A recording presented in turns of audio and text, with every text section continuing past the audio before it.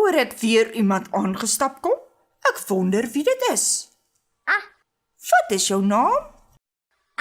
ah, Wat is fout? Dis seker oor jy so mooi groot oog het. ag, my oog is seer. Jy wil seker alles met daardie groot oog van jou sien. Ja, hulle noem my 'n agie.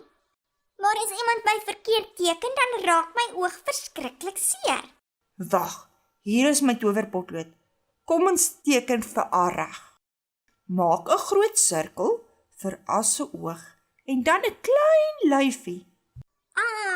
Dit voel sommer beter. Baie dankie, Wurmpie. Tot 'n ander keer. Wat? Kom hy dan weer terug? Is dit dan weer A? Ja, dit is weer ek. Ek is net bang iemand weet nie hoe lyk ek as ek 'n hoofletter is nie.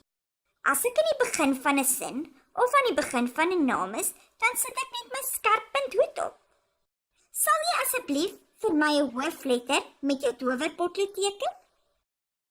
Skerp op, skerp af en 'n streepie sodat dit mooi op sy kop kan bly. Dit is so lekker as almal weet om my so mooi te kan teken.